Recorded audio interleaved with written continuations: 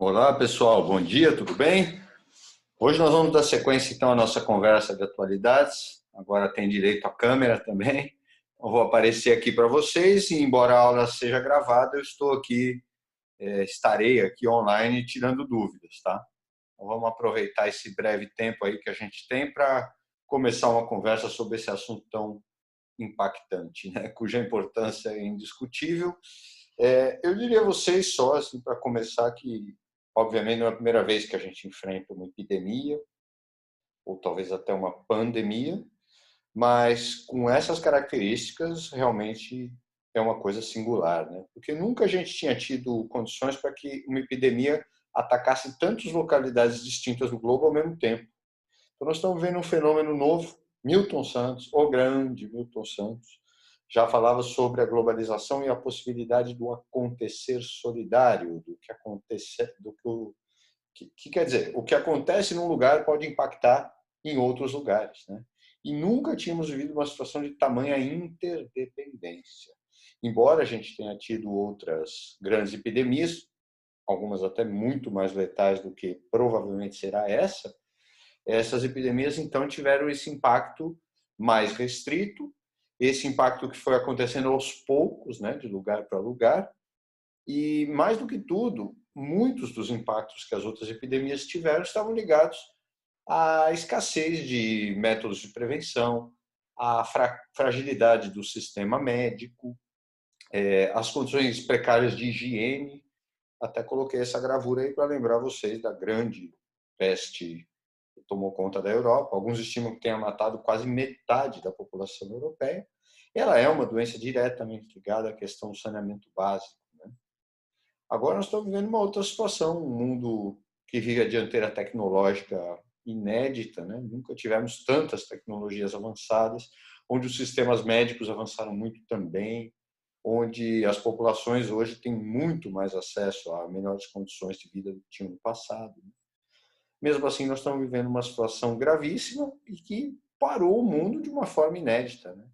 Assim como ela atingiu o mundo meio que ao mesmo tempo, né, com pequenas diferenças de tempo, o efeito é global, né? O mundo inteiro está, de uma forma ou de outra, sendo afetado, quando não está completamente parado por essa epidemia.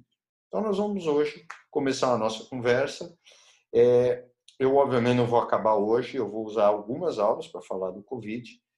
Vocês provavelmente já têm contato com grande parte das informações que eu tenho e vou trazer aqui. A minha ideia não é trazer exatamente informações novas, mas sim unir as informações de forma a criar uma explicação com começo, meio e fim, com uma certa coerência. Então, eu vou começar a aula de hoje falando um pouco sobre como a gente pode entender o coronavírus a partir de uma abordagem do vestibular, que vai entrelaçar as várias ciências humanas e, particularmente, vai dar um destaque aí para a minha abordagem a partir do olhar da geografia, né? Então, vou começar com vocês discutindo a ideia de que já há algum tempo as provas vêm cobrando uma geografia das doenças. Não é uma novidade, então é de se esperar que isso apareça num ano tão impactante, né? Então, nesse sentido, o que nós vamos ver daqui para frente, primeiro é uma caracterização teórica do que seria essa tal de geografia da doença, para daí a gente passar ao Covid especificamente, falar do Covid no mundo a partir da aula de hoje, e é isso que nós temos nessa primeira parte. E numa segunda parte eu pretendo discutir a atuação do Covid no Brasil, discutir impactos do Covid na economia e como é que os países já começam a se posicionar diante disso, e quero fazer um fechamento que vai muito além da área de geografia, onde eu vou trazer alguns pensadores de ciências humanas importantes, alguns mais antigos e a maioria bastante atuais, para refletir sobre as características do mundo, da sociedade, da geografia atual e como a gente pode, a partir dessa teoria, tentar interpretar o fenômeno do coronavírus. Então, nós vamos falar um pouco de Foucault, de Milton Santos, inevitavelmente, de um grande intelectual camaronês chamado Achille Mbembe, que agora está em franca evidência aí com o conceito de necropolítica. Vou falar de Djamila Ribeiro, vou falar de Zygmunt Bauman, inevitavelmente. São autores aí que vocês conhecem e aparecem em todas as disciplinas das ciências humanas. eu vou trazer um pouco do pensamento desses autores e discutir com vocês em que medida esses autores ajudam ou o que no pensamento desses autores pode ser útil para entender o mundo do Covid e também pensar o que vai ser o mundo pós-Covid. Se é que vai haver, né?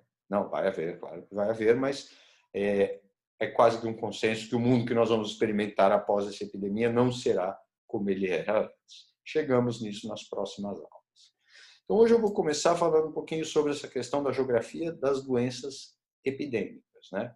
Claro, há vários tipos de doença. Cartografar, mapear, tentar entender essas doenças na sua dimensão espacial, territorial, é algo que a geografia faz sempre, assim como a história tenta medir o impacto de uma epidemia ao longo do tempo, né? Mas, especificamente, falando de epidemias, de doenças que podem ser transmitidas em menor ou maior escala, o que importa dentro deste sub-ramo da geografia, que a gente vai chamar aqui de geografia das doenças, né? O que exatamente a geografia das doenças quer saber? Primeiro, nos importa saber se ocorre uma distribuição com algum tipo de padrão territorial. A doença está concentrada em algumas localidades, há regiões onde a incidência é maior do que outras. Quais são os fatores por detrás dessa incidência maior ou menor que uma determinada localidade tem? Vocês vão ver, inclusive, na lista de exercícios que eu já deixei para vocês, que os vestibulares já cobraram dengue, febre amarela, malária e, por exemplo, condições naturais, né? Então, a malária, por exemplo, é uma doença claramente adaptada ao ambiente florestal, diferente da dengue, que é uma doença que consegue sobreviver com relativo êxito em ambientes urbanos. Você não tem muitos casos de dengue em áreas de floresta, em áreas rurais. Então, correlacionar fatores naturais de propagação é algo que a geografia também procura fazer. Se dizia aí no começo da epidemia de corona que o vírus não se propagava em áreas de alta temperatura. Isso já está sendo discutido, né? Já estamos vendo casos com morte, inclusive na região nordeste do Brasil. Mas a gente poderia, se isso fosse verdade, fazer uma cartografia que, de certa medida, segue esse perfil, né? Quer dizer, seria possível notar que em áreas mais quentes eu tenho menor incidência do que outras. Até agora isso não se comprovou, vamos ver no final da história, né? Outra preocupação desta geografia das doenças é discutir os impactos que as epidemias passam a ter, né? Porque o impacto que uma epidemia tem num país, numa cidade, num estado ou no mundo, ele é, de certa forma, uma reprodução, ou ele entra em diálogo com a estrutura socioespacial da localidade. Se o país é pobre, se o país é desigual, nós vamos ter impactos maiores e irregulares e mal distribuídos, né? É uma discussão que nós vamos entrar aqui no Brasil. O Covid chega no Brasil por parte de pessoas de classe alta, de pessoas que viajam, de pessoas que circulam. Mas qual será o impacto a hora que ele chegar, se realmente parece que já está chegando nas regiões periféricas do Brasil, né? Então, nós vamos ver que a doença mata, dessa forma ela parece ser democrática, né? Parece ser algo natural, mas ela guarda uma correlação, a sua letalidade guarda uma correlação direta com o nível de desenvolvimento, com a organização social, com a forma como está disposto tanto a sociedade quanto a política no país. E eu vou explicar isso melhor recorrendo a alguns exemplos, tanto o caso de países que fizeram ou estão fazendo a lição de casa bem feita e outros que tardaram e agora estão pagando o preço, né? Como temos visto a Itália, a Espanha, e talvez agora, o que tudo indica pela projeção de números, também os Estados Unidos. Esperamos que o Brasil não, né? Vamos torcer para isso. Outra questão importantíssima que a geografia das doenças epidêmicas vai buscar entender é a capacidade de reação de uma sociedade, né? Que depende de vários fatores. Está, obviamente, ligado ao que acabamos de ver aqui na questão das estruturas socioespaciais, mas a capacidade de reação ela depende de alguns fatores centrais. O primeiro é o sistema de saúde do país.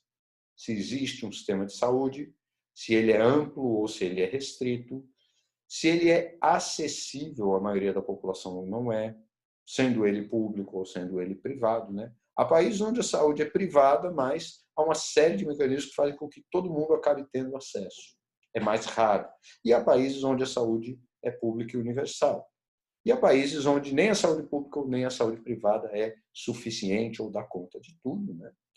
O Brasil tem um pouco dessas duas realidades, tanto é que vocês têm visto aí as estimativas que mostram que, mesmo na rede privada brasileira, que em tese é mais bem equipada e provida de leitos do que a rede pública, se houver um pico previsto de Covid, não vai haver equipamento para todo mundo, não vai haver leito para todo mundo. Que é o que nós estamos vendo lá, com a situação horrível da Itália, né? E você ter um respirador e 3 pessoas precisando e ter que escolher quem vai morrer. Então, essa situação drástica está, obviamente, diretamente ligada ao nível de desenvolvimento, organização, eficácia do sistema de saúde e, claro, a sua acessibilidade. Não é tão impactante na questão do Covid, mas em muitas epidemias o saneamento é um ponto principal, né? A gente vai ver que algumas doenças simplesmente não existem mais em países que conseguiram resolver os seus problemas de saneamento. Em outros, a gente continua a ter doenças, algumas extremamente banais, algumas extremamente simples, né, que já poderiam estar erradicadas. Então, isso também, obviamente, dialoga com o nível de desenvolvimento e estruturação socioespacial de um país.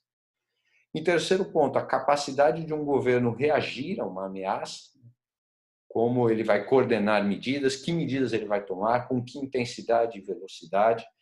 Se esse governo tem o apoio da população, se esse governo consegue enfrentar interesses contrários ou conflitantes na hora de decretar, por exemplo, uma quarentena, né? Então, esse governo consegue ir lá e dizer precisamos de uma quarentena, mesmo que existam grandes investidores dizendo ainda não é a hora.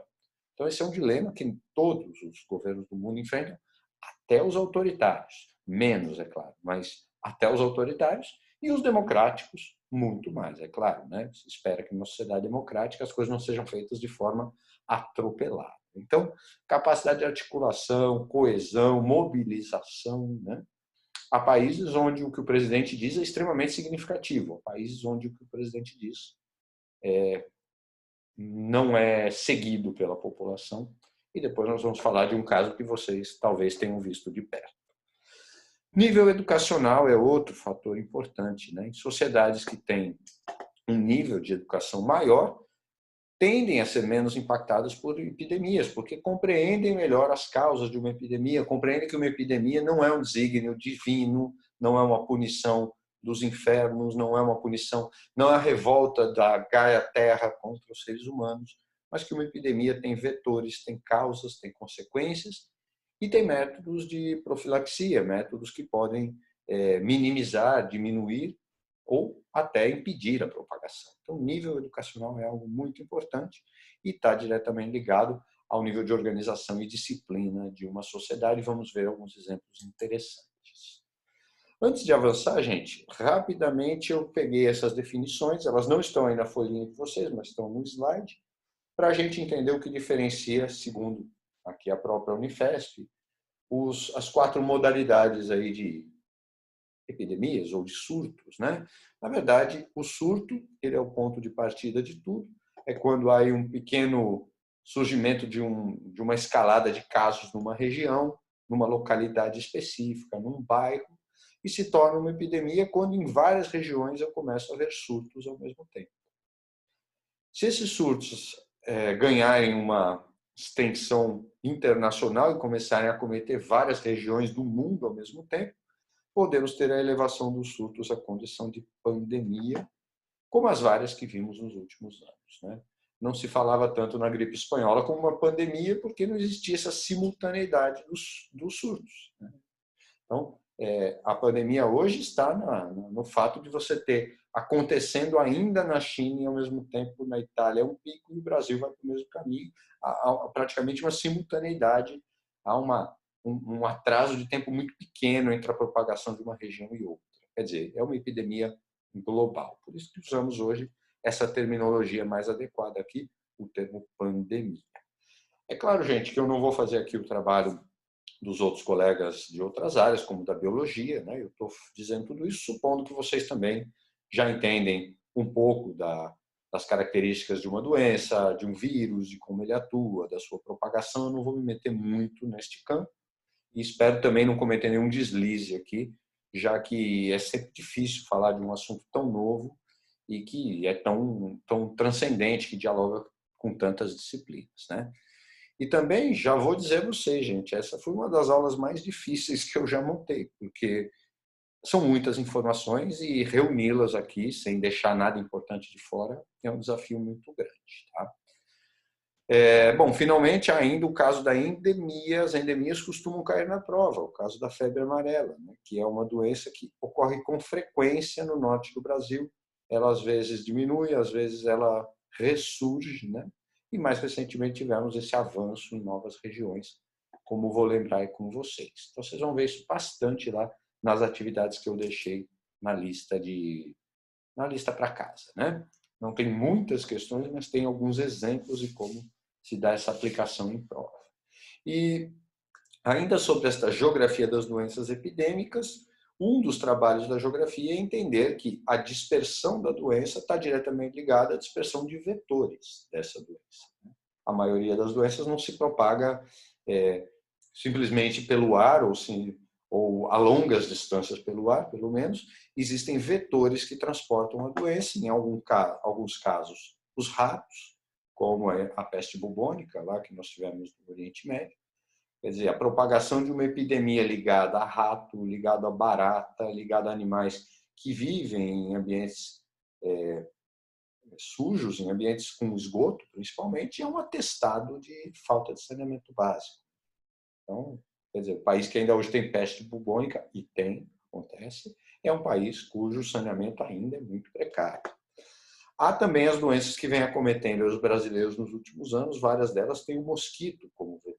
Os mosquitos são muito bem adaptados a ambientes quentes e úmidos, né? Então combinam bem com os climas dominantes em países como o Brasil.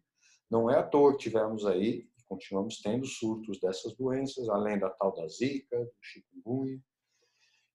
São, então, animais de origem silvestre que hoje se adaptaram bem a ambientes antropizados, né? Não precisam mais, aliás, se adaptaram até melhor do que estavam nas florestas. E nós temos as epidemias que têm os humanos como vetores, né? Que é o caso do Covid atual, mas também de outras epidemias, como HIV, Ebola, o SARS, né, a Síndrome Aguda Respiratória Grave, a Síndrome Respiratória do Oriente Médio. Todas elas tiveram, em algum momento, uma origem silvestre, mas à medida que elas se desenvolvem nos seres humanos, o próprio ser humano se torna o vetor. Quer dizer, a mobilidade humana é que é o vetor da doença, por isso há uma faceta muito forte de geografia nisso, né?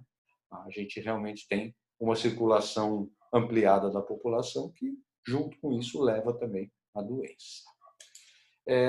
Alguns exemplos interessantes aí de epidemias que apareceram nas provas de vocês, né? Você tem aí a reemergência da febre amarela. Então, é possível notar que é uma cartografia da febre amarela, né? Entre 2014 e 2015, ela estava em alguns poucos municípios do interior do Brasil. Depois ela começa a aparecer em mais municípios, mas até aqui não era uma grande preocupação, porque são municípios que, embora sejam territorialmente grandes e deem a impressão de uma área enorme, são municípios de população não muito numerosa. Agora, a partir dessa virada 16, 17, eu começo a ter dados preocupantes, porque eu já começo a ver a epidemia de febre amarela surgir com intensidade nos arredores de Belo Horizonte, nas imediações do Rio de Janeiro, em algumas regiões bem densas, como inclusive a nossa aqui no estado de São Paulo. Então, eu começo a ter uma crescente população em risco, e nessa imagem a gente vê ainda mais essa população em risco, né? As 3 grandes metrópoles do país acometidas por surtos de uma doença que já é bastante conhecida, né? Mas cuja vacinação ainda não atingiu a plenitude dos brasileiros. Então, nós vamos ver questões como essa, fazendo esse tipo de correlação. Quer dizer, para pensar o impacto da febre amarela, você precisa notar que ela se relaciona diretamente, nos últimos anos, com alguns dos grandes centros demográficos do Brasil. Por isso, ela é uma preocupação crescente. Caso da malária, né, que eu comentei, já é bem menos incidente. A gente não vê um grande alerta por parte do governo brasileiro com os casos de malária, porque a malária é uma doença muito ligada a ambientes silvestres, né? Ela não teve até agora um êxito considerável em se adaptar aos ambientes urbanos. Você vê aqui alguns poucos casos na região sudeste, mas a imensa esmagadora incidência dos casos ocorre na Amazônia brasileira. Então, uma doença cuja geografia está diretamente ligada a um bioma natural, ou uma condição climatobotânica. Finalmente, o caso da própria ocorrência da dengue, do chikungunya e do Zika vírus, né? Você tem aqui tanto o total de casos quanto as áreas onde a densidade de casos é maior, e aí você vê que há muitas ocorrências no Rio de Janeiro, Minas Gerais, Espírito Santo. São Paulo aparece também de uma forma considerável, e o litoral nordeste, aqui os estados litorâneos do Nordeste também bastante afetados, né? Isso é muito preocupante porque existe uma correlação demográfica com essa epidemia. A maior parte da população brasileira, a maioria esmagadora da população, vive na faixa litorânea, justamente nessa faixa que é mais atingida, que tem sido mais vitimada aí por essas três grandes doenças, que obviamente têm uma correlação com sistemas de saúde, com práticas de combate à água parada, né? Mas, acima de tudo, são doenças que se concentram em ambientes urbanos, né? Que se adaptaram aos ambientes urbanos e assim conseguem ter uma propagação maior. Agora, falando do Covid-19 propriamente dito, né? Pensando aí na parte geográfica, é claro, vocês vão ver lá com o pessoal de biologia as características, né? Como este vírus é muito peculiar ou como ele se parece com outros, em alguns casos. Mas, primeiro, em termos geográficos, a provável origem do Covid é a província de Wuhan, na China.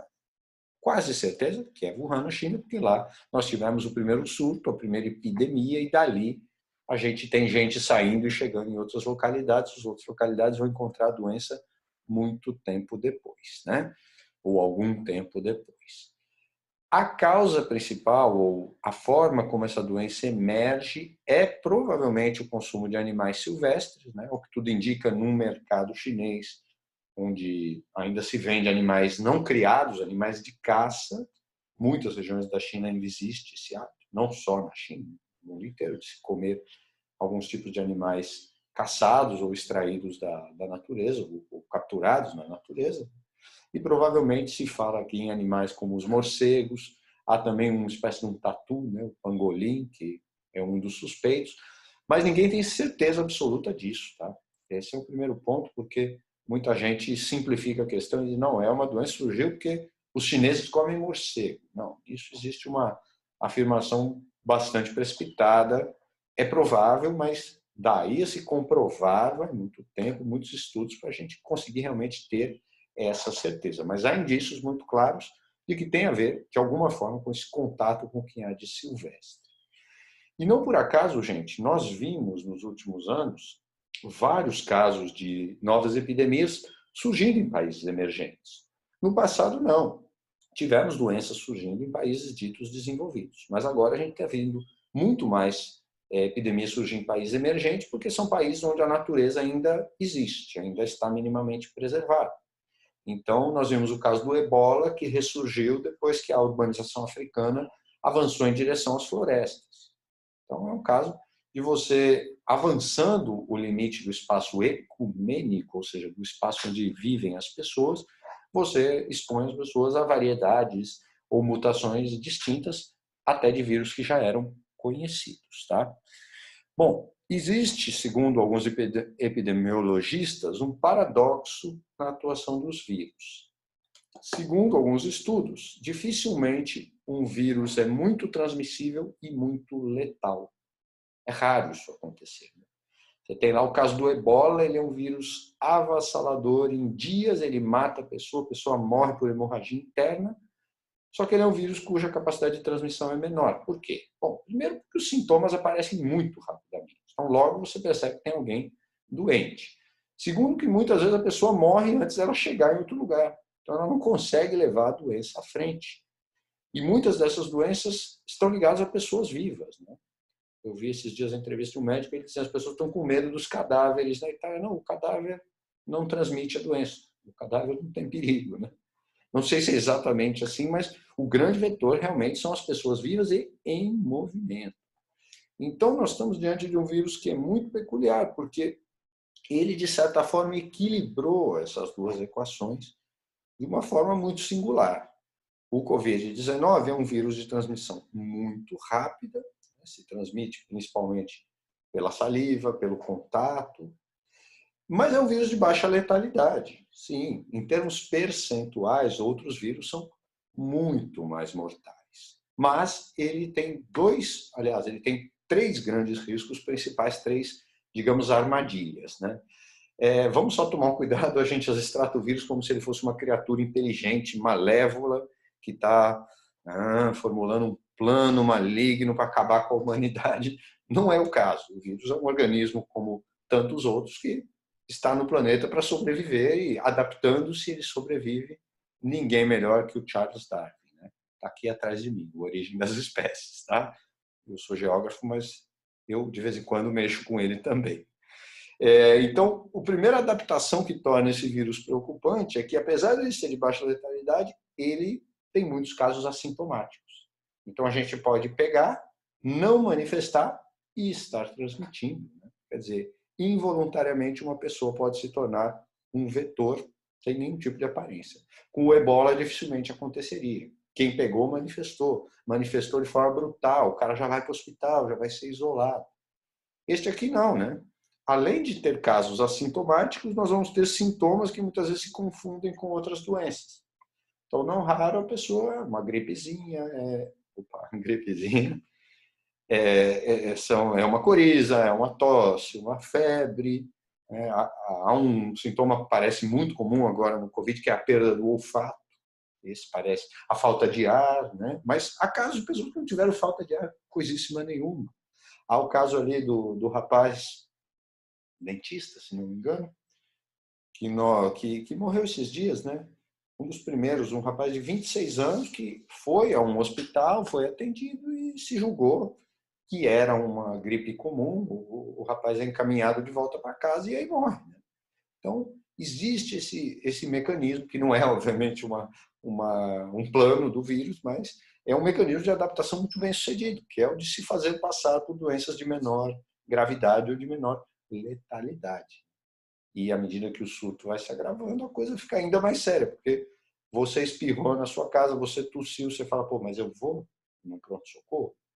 Será que é Covid? Ou será que eu vou lá para pegar a Covid, né? Então, isso coloca a gente também um dilema social considerável, dentre muitos outros, é claro, que eu vou tratar mais à frente, tá? E, finalmente, o maior risco, e aí eu vou dar razão a essa personalidade que parece estar trabalhando muito bem, que é o ministro da Saúde, né? Diferente das posturas do nosso presidente, que são bem mais controversas. Ele vem seguindo a orientação mundial, ele vem fazendo o que está dando certo em outros países. Ótimo, melhor assim para todos nós, né? Não é hora de politização direta de questões como essa, a gente precisa realmente de respostas, e essas respostas já estão acontecendo em outras partes do mundo. Nós temos a vantagem, o privilégio de não ser nem o primeiro nem o segundo país a desenvolver a epidemia, e por isso já termos um pouco da experiência dos outros, né? Nesse ponto, a China acabou sofrendo mais. E o que disse o ministro, que eu queria ressaltar a vocês? O ministro diz que essa não é uma crise de saúde pública. Ele diz que essa é uma crise do sistema de saúde pública. Olha que interessante. Porque o vírus não mata tanto pela sua contaminação simples, não é a letalidade do vírus que é alta, mas o risco dele infectar muita gente ao mesmo tempo e muita gente ao mesmo tempo precisar dos hospitais, precisando principalmente dos mecanismos respiradores, né?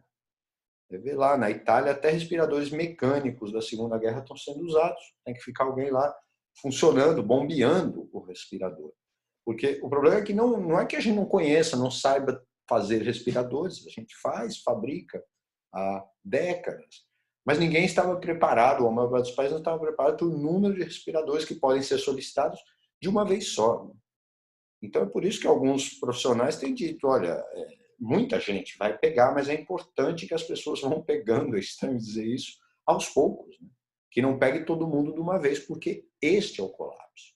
Este é o grande problema da Itália. Não é que a Itália tenha, por exemplo, menos leitos hospitalares que um país como o Brasil ou a Argentina, mas ali o pico foi muito súbito. Por isso as medidas de contenção que estão sendo tomadas são tão importantes. Né? Então, essa observação do ministro é muito cabível. Não é a doença em si que causa uma letalidade absurda, mas é a saturação do sistema hospitalar. Quer dizer, em tese, se a gente tivesse respirador para todo mundo, ela seria uma doença de baixa letalidade. Iam morrer pessoas, há casos, né? Vimos aí anteontem no Albert Einstein, primeira morte, mas a taxa é muito menor, né? Então, é uma estratégia que essa doença acabou, por seleção natural, desenvolvendo, que é muito complicada, tem sido muito complicada para nós enfrentarmos e reagirmos. Agora, passando um pouco a uma conversa sobre o Covid no mundo, né? Primeira coisa importante, nós vamos lembrar que há uma relação direta entre Covid, pandemia e mundo globalizado. Porque só no mundo onde as pessoas circulam numa intensidade e velocidade imensa, a gente tem uma doença se espalhando com essa intensidade e com essa projeção. No passado isso não aconteceria. Surgia um surto em Wuhan, provavelmente alguém no Brasil nem ia ficar sabendo. Ou se fosse adoecer, ia ser meses depois, quando alguém de Wuhan chegou à Índia, que depois chegou à Europa, que depois chegou ao Brasil, por exemplo. Mas tudo isso era lento, feito de navio, feito a pé, né? esse movimento. Hoje não, a circulação ampliada é produto direto daquele fenômeno que a gente discute bastante, né? Vocês, nas aulas de geografia, veem, que é o fenômeno da compressão espaço-tempo. Vou lembrar ele aqui com vocês usando esse maravilhoso recurso aqui. A compressão espaço-tempo. Que é uma ideia defendida por um grande geógrafo chamado David Harvey, dessa vez não é o Milton Santos. Vou falar mais do David Harvey, que ele vai nos ajudar a entender essa crise, mas ele diz que a velocidade dos transportes se acelerou tanto nas últimas décadas que a gente tem um mundo que parece encolhido, ou seja, onde a circulação é cada vez mais frenética e intensa. E quanto mais gente circula, mais epidemia, que usa o ser humano como vetor, tende também a circular. Então, a compressão do espaço-tempo é um processo fundamental sem o qual não poderíamos assistir ao surgimento de uma pandemia, de uma epidemia dessa intensidade. E o interessante é que o vetor número 1 da difusão justamente é a circulação de pessoas. Não os imigrantes, mas, ao que tudo indica, os turistas, aquelas pessoas que viajam legalmente. Então, as pessoas que estão a turismo de negócios ou a turismo de lazer. Você viu aqui no Brasil, né? O caso de um casamento que reuniu muitos famosos e os famosos voltaram para casa trazendo o vírus. Quer dizer, ele é um vírus que se difunde pelas classes abastadas. Os principais vetores são os executivos, são as pessoas que têm condições de viajar, são os turistas, né? Um capital um pouco maior para fazer viagens de avião ou viagens internacionais. E, curiosamente, são também os que terão mais acesso a algum tipo de tratamento. Portanto, embora alguns vão morrer, teremos uma letalidade menor. Agora, a grande preocupação é quando no mundo inteiro outros que não são exatamente essas pessoas que circulam passem a desenvolver a doença. Ou seja, comece a ocorrer a chamada transmissão local da doença. Já está acontecendo em praticamente o mundo inteiro, né? E aí vamos lidar com pessoas cujo nível de vulnerabilidade é muito menor, né? Então, nós temos uma doença que chega a partir dos ricos, mas agora põe em risco os ricos, mas, acima de tudo, os pobres, pelas suas dificuldades de acesso a sistemas de saúde, né? Eu li esses dias, por exemplo, um relato trágico da febre amarela às vésperas daquele episódio que gerou a revolta da vacina, de mulheres que tinham crianças e crianças que manifestavam a febre amarela, chegavam no hospital, o hospital não tinha como atender e mandava para casa. Então, essas crianças iam morrer em casa. Quer dizer, é a fragilidade do sistema de saúde que transforma uma epidemia numa bomba relógio, muito mais do que o fator natureza. Certo? Vamos também discutir a partir daqui que cada país adotou uma estratégia mais ou menos particular, com algumas características comuns. Então, vamos falar nessas aulas bastante sobre as reações nacionais à difusão do Covid. o que foi feito tanto para conter a disseminação quanto para reduzir a letalidade. De forma que a gente está vivendo uma verdadeira Olimpíada da doença. Olhar como um país se comporta e a sua eficácia em conter tanto a proliferação quanto as mortes de pessoas vitimadas por essa proliferação é ver se o país tem nível de desenvolvimento, se ele é organizado, se ele está preparado para um desafio inusitado. Já estamos vendo isso aparecer, né? Um caso muito interessante lá da Alemanha. A Alemanha não foi muito bem na contenção à disseminação da doença. Demorou um pouco para decretar a quarentena, mas depois implementou uma política de redução radical da letalidade. Pela taxa de infectados, é um dos países que menos tem proporcionalmente pessoas mortas. E olha que é um país que tem uma população idosa considerável. Já outros deixaram para trás, postergaram medidas, né, e agora pagam o preço de não terem agido sobre esses dois fatores distintos. Mas então vamos ter muito claro que são duas coisas bem distintas. Uma coisa é a contaminação, outra é a letalidade. Então os países devem agir nesses dois sentidos. Conter tanto a disseminação, mas acima de tudo, minorar a letalidade. E o que é que os países devem fazer hoje, gente? Não é um grande mistério, porque já aconteceu em outros lugares, já está acontecendo, e já sabemos mais ou menos o que dá resultado e o que não dá. Na verdade, voltamos àquele órgão que a gente acabou de discutir quando falou da ONU, a OMS, Organização Mundial de Saúde. Ela dá as orientações com base em pesquisas científicas extremamente consistentes do que os países devem fazer. Que tipo de isolamento, que medida, que controle, que reação, que tratamento, né? Então, depois vamos falar lá da cloroquina, né? E os testes com medicamentos, que por enquanto a OMS ainda não recomenda, não há evidências claras de que o medicamento é seguro, o medicamento já está faltando para quem precisa para outras causas, né? Então, essa atuação da OMS ela é fundamental porque ela serve de referência. Por isso, apesar de existir um mérito grande no nosso ministro da Saúde, ele não está fazendo mais do que a OMS recomenda. E é isso que tem que ser feito. Não precisa fazer mais do que isso. Simplesmente cumprir o protocolo e as orientações com base em dados científicos. O principal desses dados, é claro, vocês têm visto aí, são os dados do Imperial College. São aqueles dados feitos por uma instituição seríssima no Reino Unido, que projetam o impacto da pandemia em vários dos países. Depois, então, nós vamos falar desse estudo e eu vou agora, na verdade, eu vou parar por aqui hoje, para a gente ter um tempinho para tirar dúvidas, fazer uma discussão, mas nas próximas aulas eu vou agora começar a discutir, então, como é que alguns países se posicionaram diante dessa situação. Legal, gente? Espero que já esteja ajudando aí vocês a se situarem nesse mundo tão complexo e que está passando por uma mudança tão radical.